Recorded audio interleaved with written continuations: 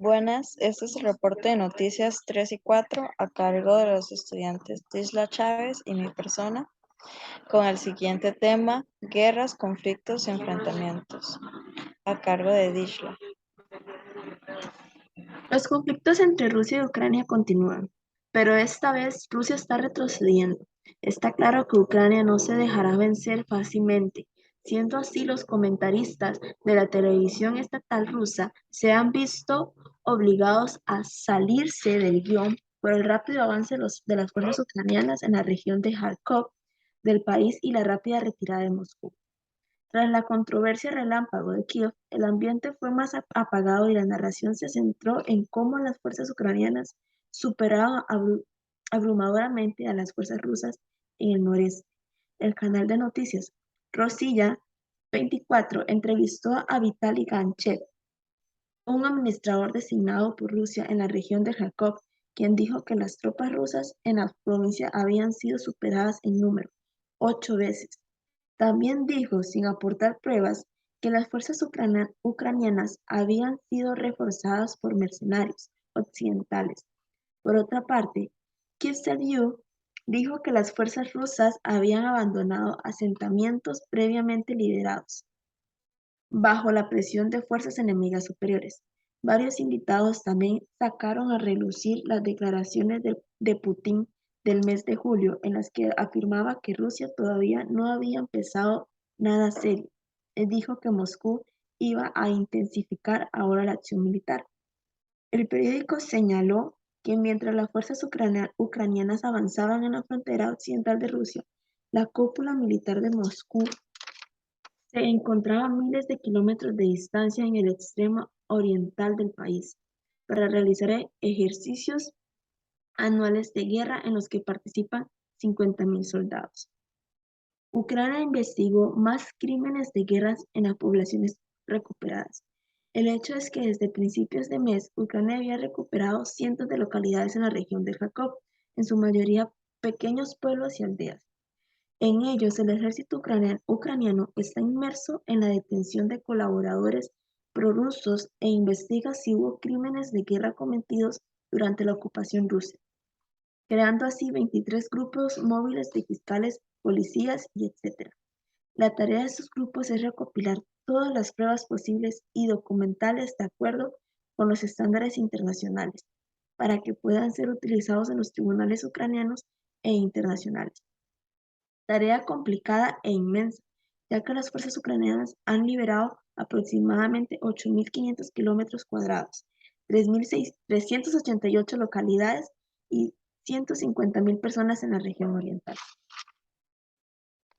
Ucrania denuncia el hallazgo de más de 400 tumbas de centro de tortura en Siun. Ucrania documenta las atrocidades que se han producido en las batallas de Kharkov después de que las tropas rusas abandonaron la zona durante la contraofensiva. Grupos trabajan cerca de la frontera rusa. Viajan acompañados de un equipo que se encarga de documentar todo lo que se encuentra en el lugar de los hechos. Ucrania ha señalado que las atrocidades recuerdan a Bucha, encontrando más de 400 tumbas en esta localidad, en la región de Kharkov tras la retirada del ejército ruso. La mayoría de los cadáveres corresponden a civiles, muchos de ellos con signos claros de tortura. El gobierno ucraniano ha informado también que han sido halladas cámaras de torturas en diferentes puntos de visión. La Unión Europea dice estar profundamente conmocionada tras el hallazgo. La guerra de Rusia contra Ucrania ha dejado un rastro de sangre y destrucción. Miles de civiles ya han sido asesinados, muchos más torturados, hostigados, agredidos sexualmente, secuestrados o desplazados por la fuerza. El presidente Vladimir Zelensky ha acusado a Rusia de ser un país asesino y torturador. La ONU ha anunciado que enviará un equipo de forenses para investigar las supuestas fosas comunes en Siun. Rusia niega la existencia de esto.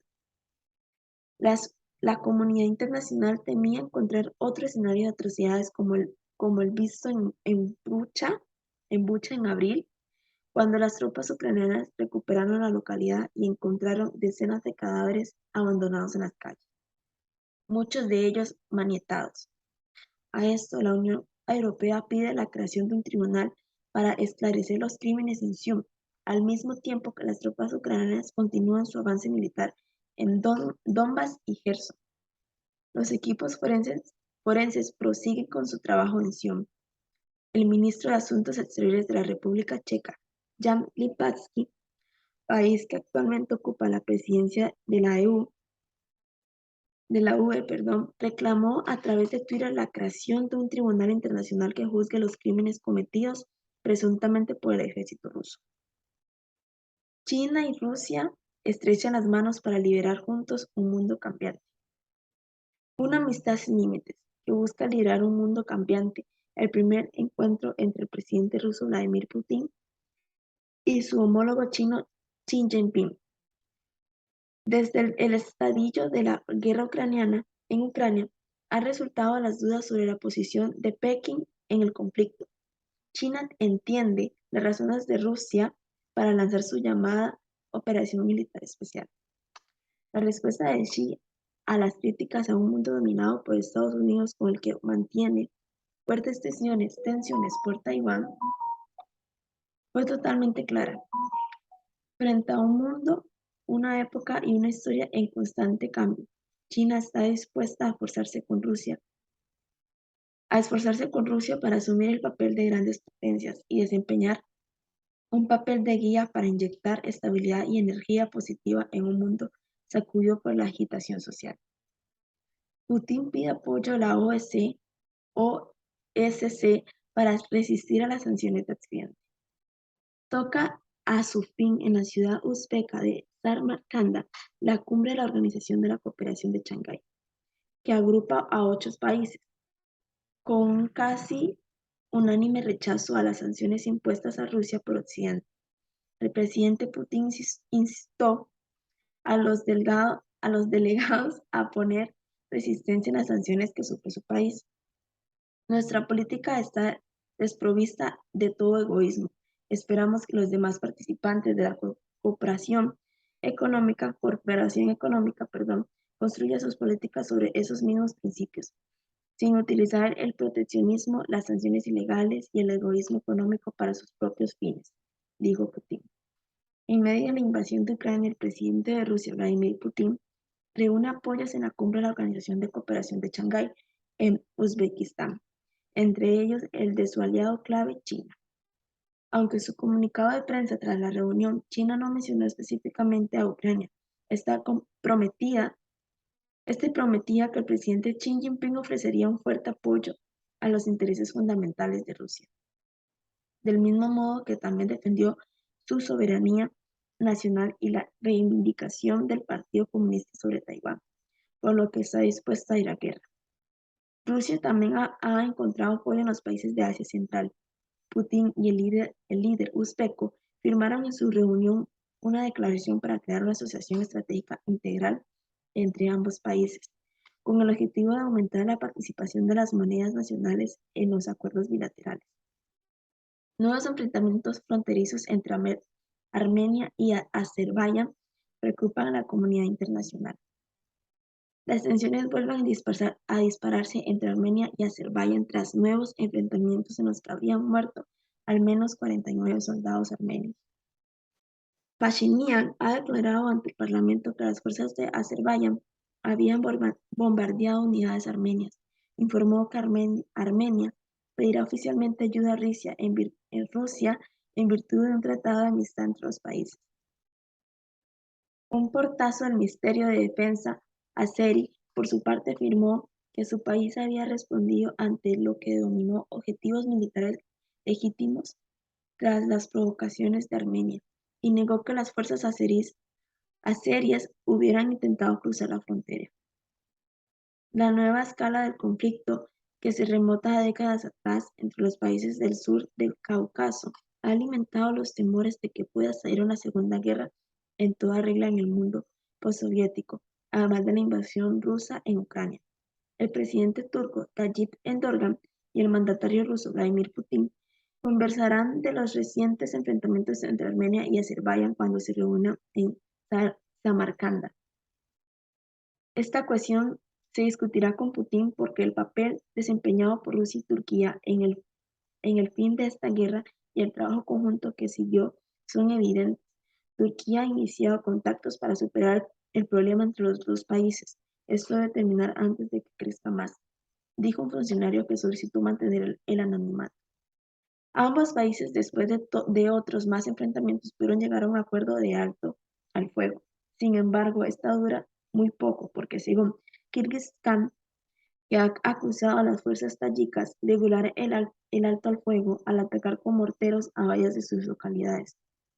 Por su parte, Tayikistán señaló a las fuerzas kirguises como las responsables de los disparos contra un puesto fronterizo tayiko en Ispara, en el norte del país. Ahora vamos con mi compañera Lanis.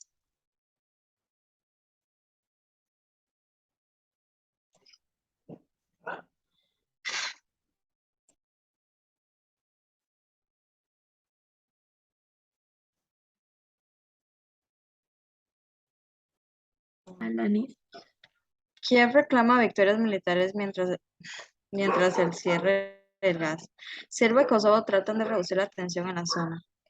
El jefe ha sido capaz de la diplomacia europea.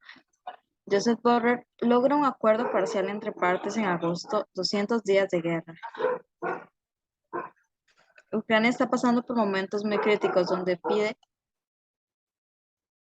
más ayuda económica a la Unión Europea. El primer ministro de Ucrania, Denis Shmyhal, reclama más ayuda financiera y militares en su encuentro con representantes de la Unión Europea. Putin aprueba una nueva doctrina de política exterior basada en el mundo ruso. Estados Unidos dice que Rusia está comprando municiones de artillería a Corea del Norte. Un sorprendente ataque con misiles rusos mata a 3 civiles en la región de Kharkov. Sin duda, una desgracia más de esta lamentable guerra. Estados Unidos anunciará 2.000 millones de dólares de financiación militar para Ucrania y otros 18 países. El secretario de Estado de Estados Unidos visita Kiev por sorpresa. Anthony Blinken anuncia un nuevo parque de ayuda financiera y militar. En las zonas liberadas por el ejército ucraniano no han encontrado celdas frías y oscuras. Se han encontrado celdas frías y oscuras, pruebas de tortura y quedan muchas preguntas sin respuestas. En la región de Kharkov siguen apareciendo prisiones subterráneas como la descubierta en pequeñas ciudades de Cherkov. La fiscalía los investiga ahora que ocurrió allí. Pero Ucrania mantiene la presión en el Donbass e investiga un supuesto enterramiento masivo. Por otro lado, las fuerzas ucranianas y las rusas se enzarzaron el martes en intensos combates en distintas partes de Ucrania, mientras se acercaba el final de los referendos organizados por Rusia en 4 regiones de Moscú espera anexionar a su territorio. Por lo que se rumorea, Rusia podría planear el alistamiento forzoso de civiles ucranianos para combatir contra su país. En Kremlin tienen ante sí la complicada tarea de intentar calmar el pueblo ruso mientras continúa movilizando a los hombres para seguir luchando, asegura el Instituto para el Estudio de la Guerra.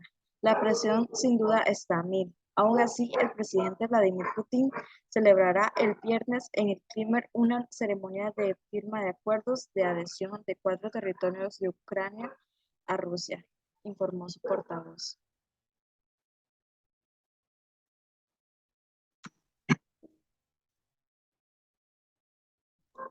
A continuación, mi compañera Dish. La crisis energética. La ONU prepara un paquete energético y los países se dividen en cuanto al tope del precio del gas.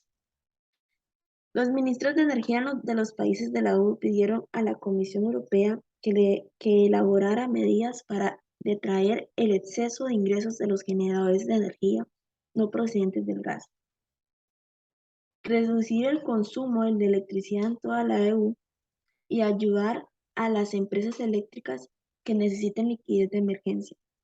En un intento por reducir la factura energética a los ciudadanos y las empresas de cara al invierno, los ministros también pidieron a Bruselas que pusieran una limitación del precio del gas, según el resumen de la reunión de la República Checa que ocupa la presidencia de turno de la UE. Pero los países no se ponen de acuerdo sobre si un tope al precio de los estados miembros de la UE tendrán que aprobar las medidas energéticas, posiblemente en otra reunión de emergencia de los ministros este mes llegará a un acuerdo. Rusia suministra alrededor del 40% del gas de la UE antes de su invasión de Ucrania. Ese porcentaje ha caído en picada hasta el 9%, ya que Moscú ha cortado el suministro a Europa, achacando los cortes a problemas técnicos causados por las sanciones occidentales. Esto nos lleva a hacerse una pregunta muy importante. ¿Cómo debe ser un posible límite al precio del gas en la EU? La Comisión Europea está estudiando la posibilidad de limitar el precio del gas importado para bajar los precios de la energía. Se trata de una idea muy controvertida y que dividió a los ministros de energía. Sea cual sea la elección, es probable que la UE tenga que hacer frente a algunas consecuencias no deseadas. Encontrar el equilibrio adecuado depende de la Comisión y de los ministros del bloque. Ucrania no queda atrás. Los ucranianos se enfrentan a un invierno aún más duro debido a los cortes de energía.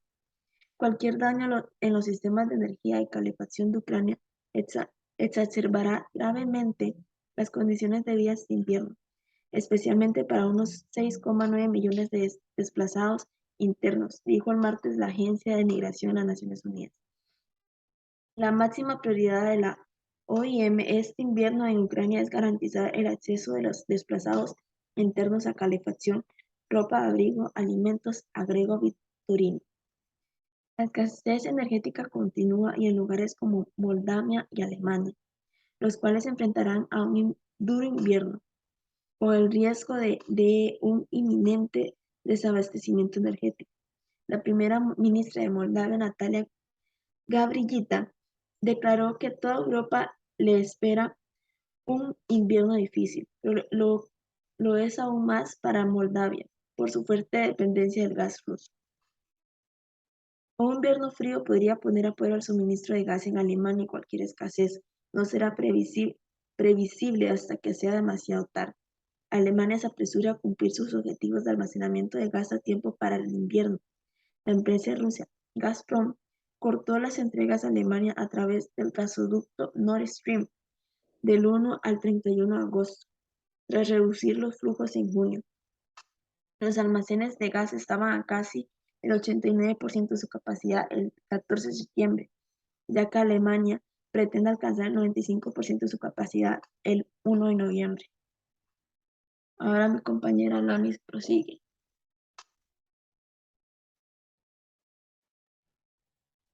Gracias a las restricciones de energía en Europa, la crisis energética en Europa amenaza la Navidad escandinava, logrando así que la ciudad de Berkeley se plantea suspender las luces de Navidad debido al aumento del precio de la electricidad. Así que Europa empieza a formar medidas de precaución. España formando uno de los principales en prepararse. El gobierno español ha aprobado una ley que limita la temperatura del aire acondicionado a 27 grados Celsius y un máximo de 19 grados en el interior. Durante el invierno, bares, tiendas y oficinas tendrán que mantener sus puertas cerradas para garantizar la eficiencia energética. Al igual que Lyon, que apaga sus luces 4 días por semana para ahorrar la energía, la Unión Europea propondrá limitar el precio del gas ruso. La Unión Europea planea limitar el precio del gas ruso mientras Putin amenaza con interrumpir el suministro. Alemania subsanará el nivel básico de energía para los hogares y las empresas. Reino Unido prepara un plan de más de 115.000 millones de dólares para reducir la factura energética. En otro tema, las fugas de gas. Esto ha sido un gran problema para Europa, ya que con el gran corte de energía que se ha estado presentando en la mayoría de Europa y ahora la Autoridad Marítima de Suecia emitió el martes una advertencia sobre 2 fugas en el gasoducto de Nord Stream 1 en aguas secas y danesas. Aún así, estas fugas de gas son un misterio del cómo se produjeron. Por eso mismo es que hay mucha tensión, ya que dos explosiones submarinas se detectaron antes de que los gasoductos Nord Stream 1 y 2 empezaran a tener fugas, según el Instituto Sísmico Sueco. Esto ha apuntado a su vez que muy probablemente se hayan debido a detonaciones, así que la Unión Europea cree que probablemente fue un sabotaje. Esto detrás de las fugas de los gasoductos rusos, y Rusia apunta a Estados Unidos de el sabotaje. Eh, Ambiente. Muere bajo custodia policial. Ah, no, perdón. Un nuevo incendio arrasa el suroeste de Francia.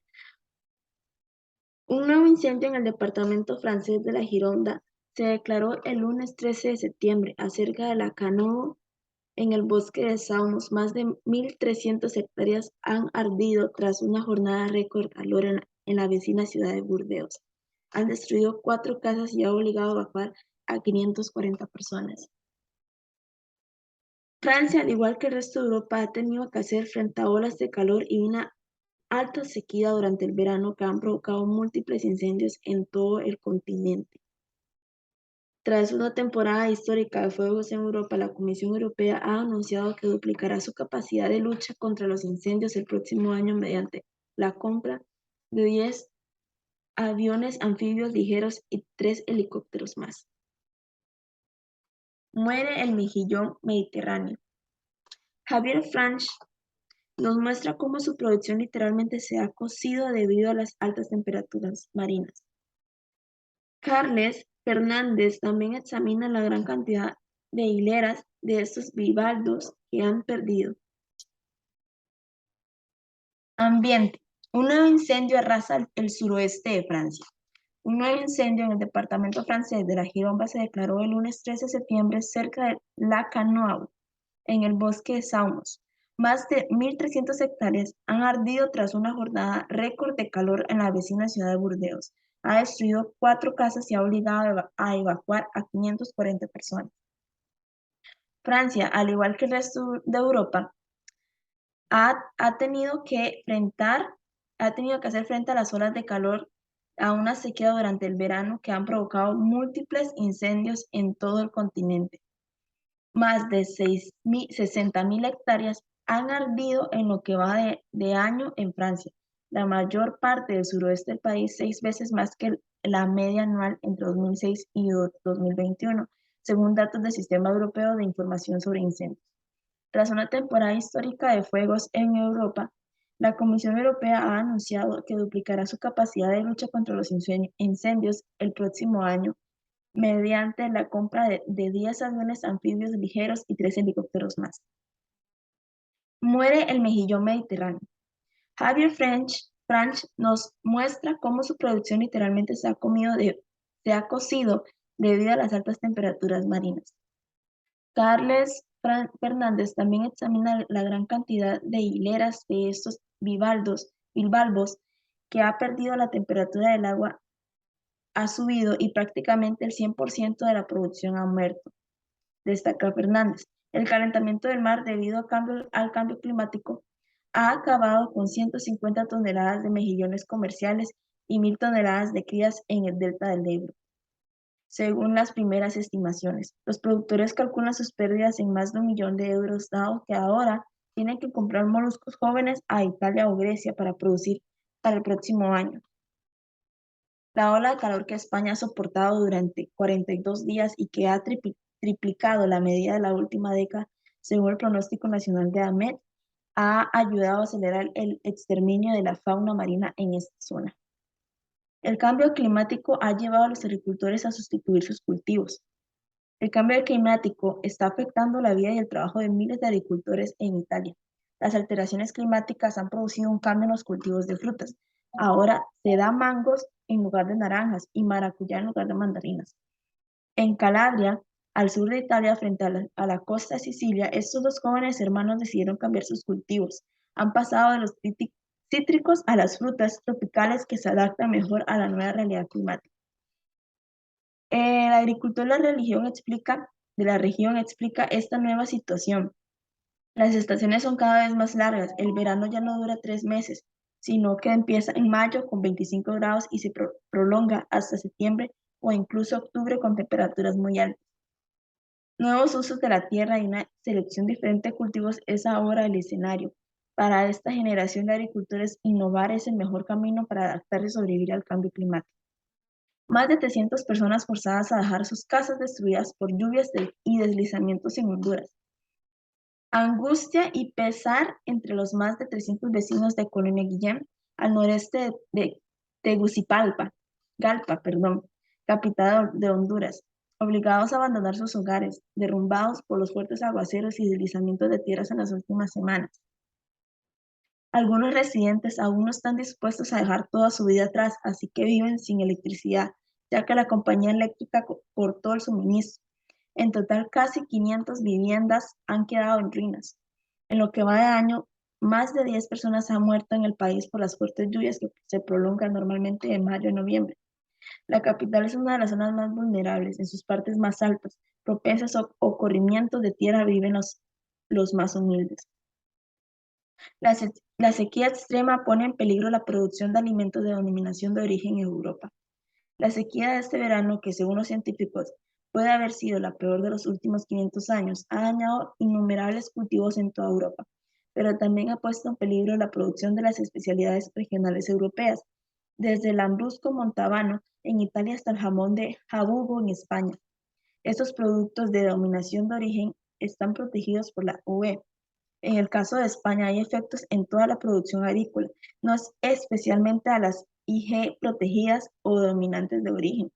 Estamos teniendo un verano muy complicado sobre todo el sur de España, en las cuencas de Guadiana y Guadalquivir, y ha habido muchas producciones que no se han podido cultivar debido a la escasez de agua en las zonas de riego. El número de muertos por las inundaciones en Pakistán se acerca a los 1.500. Las inundaciones sin precedentes en Pakistán, que han sumergido enormes franjas de la nación del sur de Asia, han causado la muerte de casi 1.500 personas, mostrando datos el jueves, mientras las autoridades trataban de intensificar los esfuerzos de ayuda para los millones de personas afectadas por el desastre. La Autoridad Nacional de Gestión de Desastres informó de que el número de víctimas mortales asciende a 1.586, entre las que se encuentran unos 530 niños en el primer balance del país desde el 9 de septiembre. Desde esta fecha, el número de muertos se ha incrementado en 90 personas. El gobierno de Naciones Unidas ha culpado al cambio climático de la crecida de las aguas, tras las temperaturas récord de verano que han obligado a miles de personas a abandonar sus hogares y vivir en tiendas de campaña o a lo largo de los caminos a la intemperie. En julio y agosto, Pakistán recibió 391 mililitros de lluvia, casi el 190% más que la media de los últimos 30 años. Esa cifra se elevó al 466% en una de las zonas más afectadas, la provincia meridional de Sindh. Las Naciones Unidas están evaluando las necesidades de reconstrucción. No solo Afganistán tiene fuertes inundaciones. En Italia, al menos 11 personas murieron a causa de las lluvias torrenciales e inundaciones registradas durante la región de las Marcas, en el centro de Italia, según informaron las autoridades. Los equipos de rescate continúan buscando a los dos desaparecidos, un niño de 8 años y una mujer de 56, y siguen ayudando a los vecinos que han tenido que abandonar sus casas. En la pequeña ciudad de Pianele di Ostra han muerto 3 personas. Algunos ayuntamientos han pedido a sus ciudadanos que no salgan de sus casas. Han recomendado a los vecinos que se refugien en los pisos más altos y que cierren los comercios de las zonas más afectadas. Este tipo de fenómenos que afectan cada vez más regiones europeas por el efecto del cambio climático se ha convertido en uno de los temas de la campaña electoral para los comicios que tendrán lugar a finales de este mes. Japón activa la alerta máxima por la llegada de un tifón. Cientos de trayectos cancelados, miles de evacuados y decenas de miles de hogares sin electricidad. Esas son algunas de las consecuencias que está dejando el tifón Nanmadol durante su paso por el sur de Japón. La Agencia Meteorológica de Japón, GMA, emitió el sábado 17 de septiembre una alerta especial ante la llegada a la isla de Kyushu sureste en el domingo 18. Es la primera vez que la GMA activa una alerta de este tipo para uno de los 4 principales islas del archipiélago. El tifón ya se encuentra cerca de la isla meridional de Yakushima, posee vientos de hasta 162 kilómetros por hora y pronostica que podría tocar tierra a lo largo del domingo y llegar a Tokio el martes. 25.680 hogares de Kagoshima y la vecina Miyazaki ya estaban sin electricidad, mientras que los servicios de trenes regionales, los vuelos y los transbordaderos fueron cancelados hasta el paso de la tormenta. Por el momento, las autoridades no han informado de daños graves, pero la agencia meteorológica advierte que niveles de vientos y oleajes sin precedentes en la zona afectada. Otro fuerte tifón golpea el este de China con fuertes vendavales y lluvias llamado Moifa. Poderosos vientos y lluvias torrenciales azotaron Zhoushan, en el este de China, el miércoles 14 de septiembre, cuando el tifón Moifa tocó tierra en la ciudad portuaria, en lo que los medios locales calificaron como el ciclón tropical más fuerte que ha azotado el populoso delta del río Yangtze en una década. Moifa tocó tierra alrededor de las 1230 como un tifón fuerte, el segundo en el sistema de clasificación de ciclones tropicales de China, con una velocidad máxima del viento cerca de su centro que alcanzó los 42 metros por segundo, según los meteorológicos estatales. Se espera que Moifa atraviese la bahía de Hanzhong para tocar tierra por segunda vez alrededor de la medianoche local cerca de Shanghái antes de continuar su camino hacia el norte, hacia las provincias de Jiangsu, Shandong, dijeron meteorológicos estatales. A primera hora del miércoles, China elevó su máxima alerta de ciclón tropical cuando Moifa se acercaba al delta del río Yangtze, un denso conjunto de grandes ciudades con una población total de más de 230 millones de habitantes. El huracán Fiona deja a Puerto Rico con daños catastróficos y un apagón general. El huracán de categoría 1 Fiona azotó este domingo la costa sureste de Puerto Rico, causando un apagón general, graves inundaciones y daños catalogados de catastróficos.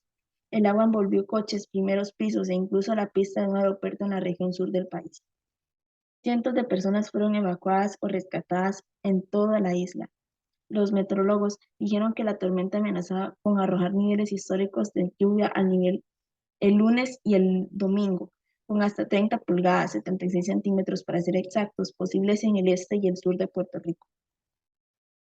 La tormenta se llevó en un puente en el pueblo montañoso central de Utuado, que según la policía fue instalado por la Guardia Nacional tras el paso del huracán María en 2017. También se portaron grandes deslizamientos de tierra, con el agua corriendo por grandes losas de asfalto y roto y en barrancos. Fuerte terremoto sacude el sureste de Taiwán, al menos 146 heridos. Un terremoto de magnitud 6,8 sacudió el domingo 18 de septiembre la escasamente poblada parte sureste de Taiwán, según la Oficina Meteorológica de la isla, haciendo descarrilar vagones de tren, provocando el derrumbe de una tienda y dejando a cientos de personas atrapadas en las carreteras de montaña. La Oficina Meteorológica dijo que el epicentro estaba en el condado de Taitung y siguió a un temblor de magnitud 6,4 el sábado por la noche en la misma zona, que no causó víctimas. El Departamento de Bomberos de Taiwán dijo que una persona murió y al menos 146 personas resultaron heridas. Agregó que 4 personas fueron rescatadas de un edificio que albergaba una tienda de conveniencia de su derrumbe, que se derrumbó en julio, mientras que 3 personas cuyo vehículo cayó de un puente dañado fueron rescatadas y hospitalizadas. Más de 600 personas están atrapadas en las pintorescas zonas montañosas de Chique y Liuxishi por las carreteras bloqueadas, aunque no hubo heridos y los rescatistas estaban trabajando para reabrir las vías, dijeron las autoridades. Ahora prosigue mi compañera Lanis.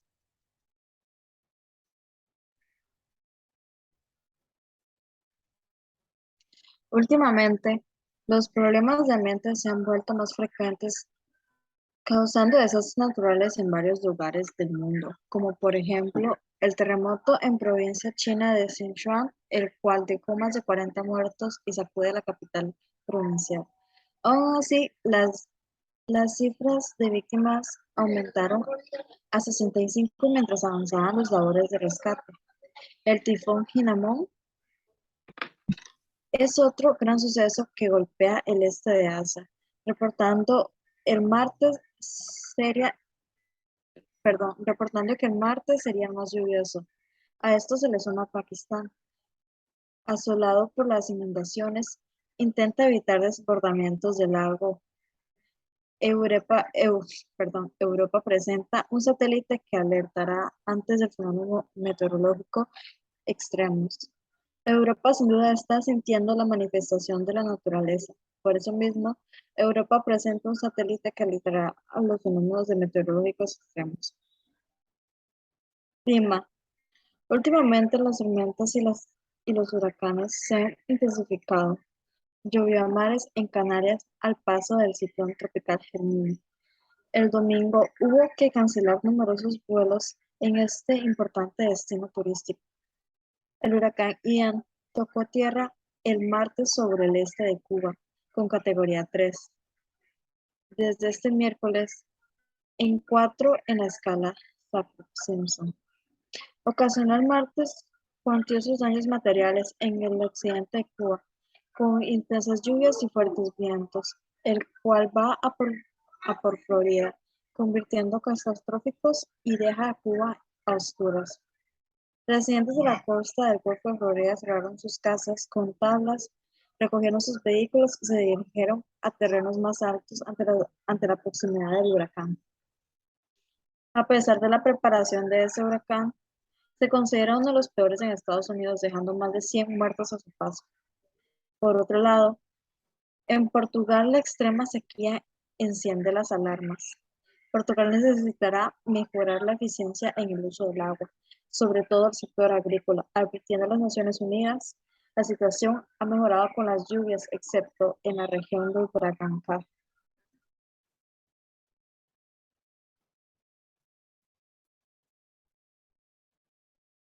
Entre otras noticias, muere bajo custodia policial la joven detenida por llevar mal puesto el velo en Irán. Masha Amini, de 22 años, era una joven iraní fallecida el viernes 16 de septiembre bajo custodia, tras ser detenida el martes 13 de septiembre por la policía de la moral por no llevar bien colocado el velo. Su familia explicó que fue trasladada a una comisaría para asistir a una hora de reeducación y horas más tarde se ingresaba en un hospital en coma al sufrir un ataque al corazón. Tras la indignación desatada en las redes sociales, las autoridades publicaron estas imágenes. El presidente del país, Abraham Raisi, ha ordenado una investigación con urgencia y especial atención, mientras Amnistía Internacional ha solicitado una investigación criminal al considerar sospechosa la muerte de la joven bajo custodia policial. Debido a esto, estallaron protestas en Saqqez, la ciudad natal de Mahsa Amini. Tras reunirse en el funeral de la joven, las fuerzas de seguridad de Irán lanzaron gases lacrimógenos el sábado para dispersar a los manifestantes. La multitud coreaba muerte al dictador, en referencia al líder supremo, el Ayatollah Ali Khamenei, mientras algunas mujeres se quitaban el pañuelo. La policía disparó gases lacrimógenos y en un video se vio a un hombre con una herida en la cabeza, que testigos dijeron que había sido causada por perdigones. Las protestas se extendieron más tarde a la capital de la provincia, Tanandag. Imágenes mostraron a manifestantes enfrentar a la policía antidisturbios mientras oían disparos esporádicos. Las autoridades han puesto en marcha una investigación sobre la muerte de Amini, pero un médico forense dijo el sábado que los resultados de las pruebas forenses podrían tardar 3 semanas. El ministro del Interior, Abdolreza Ramani Faliz, dijo a la televisión estatal que no había informaciones de que hubiera sido golpeada.